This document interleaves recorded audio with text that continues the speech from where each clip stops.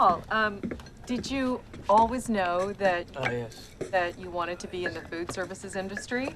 I always like food. Oh, yeah. No, I was asking because I remember when I was reading your file back when we were looking for, you know, sperm. What a potato salad. Sure. Anyway, you said that you were studying international relations. Oh yeah, wow, that was a that was a long time ago. Yeah, I was considering it, but then I dropped out of school. Oh. You dropped out of college? Yeah, it just wasn't my thing. No, huh? Why's that? I don't know, it just seemed like a massive waste of money after a while, you know? I was just sitting on my ass listening to people spout ideas I could just as easily have learned in a book. Oh. Okay. Well, I'm not saying that I think that higher learning uniformly blows. Oh. You know, I think college is great for some people. Joni, I'm sure you're gonna love it, but just, I'm a doer. That's all I learn. That's just me. I'm weird that way, I guess. This movie is so wonderful because it's about a very unconventional kind of family, or maybe it's not so unconventional. Talk about that. I think the novelty of the lesbian marriage and the teenage kids who go to find their sperm donor dad, it's a great intro and it's a great story, but I think it quickly fades away, and I've seen it with different audiences now, and they're laughing because it's familiar to them. Were you channeling Jim Morrison in this role? Maybe I was, and I didn't know it. I haven't heard that reference. Jim Morrison's a pretty damn sexy guy. You were damn sexy in this role. Thank you. So what were you channeling? What were you sort of? He's kind of Paul's. I think an amalgamation of people that I've come across in all my travels. There's something, I think, basically tragic about them. We have my wife and I had an old friend, a famous bachelor in Hollywood, who, at 75 years old, still had the 20-year-old models running around and, surrounded by beautiful modern art and a lime green Mercedes-Benz. But one of the last things that he said before he died was, God, I really wish I had a family to share this with. And that's powerful, And I always saw that in him, but he lived his life so unapologetically and so by his own rules that I really, even though I didn't always agree with what he was doing, or I couldn't live like that, I respected him and I admired that. Interesting. That's wonderful. Now your character is an organic farmer. That's right. Do you?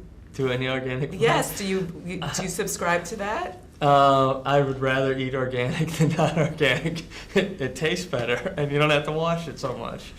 I have a garden, and it's easy to have a garden and have it be organic. It's you put something in the ground, and it'll pretty much take care of itself, even if you don't weed it. So you like to grow your own Yeah, vegetables? I've had gardens for, I grew up in an Italian family, and my grandfather had a garden, and it's not something that's so novel to me, really.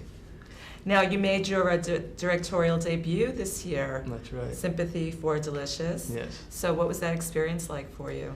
I loved it. I found directing to be a real natural progression of what I've been doing all these years.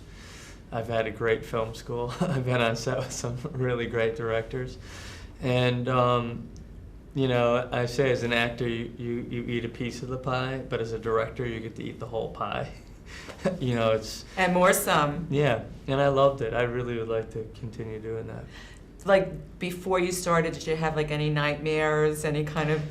I mean, I had mornings where I would be laying in a ball in my trailer, like, oh God, what am I gonna do today? I don't know what the hell I'm doing. I have no right to be here. And I'd walk out and say, good morning, sir, good morning. I get to the set, and by then I was pretty much, I'd find that I would, hit the ground running, and I was okay. Because you do get to work with Laura Linney, which I know you guys from You Can Count on Me. Yeah.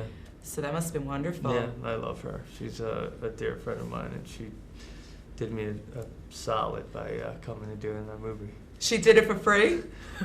Everyone basically did it for free. You don't make any money on these movies, You do it because you like the people or you respond to the script. Yeah, labor of love. Yeah. So what's your next project? I don't really have anything lined up. I've been, there's this high fracture drilling going on in upstate New York where I live, and I've been doing a lot to try and fight that and keep our water pure and safe, even for New York City. Wow. It's right in our watershed that they want to do this drilling. So Where is this?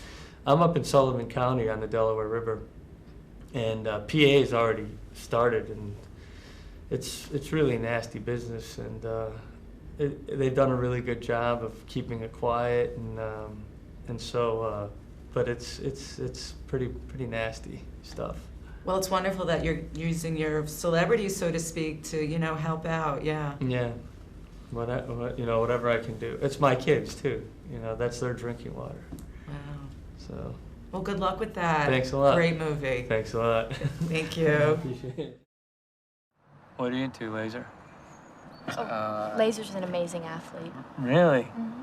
Oh yeah? Did you ever play any sports in school? Or? I did a little b-ball in junior high. That's cool.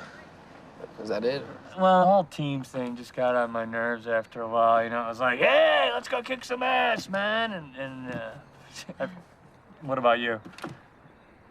I play soccer, basketball, baseball, all the team sort of sports. Hey, man, I wasn't generally bagging on teams. I mean, teams are great. I'm just weird that way. I like teams. They're cool.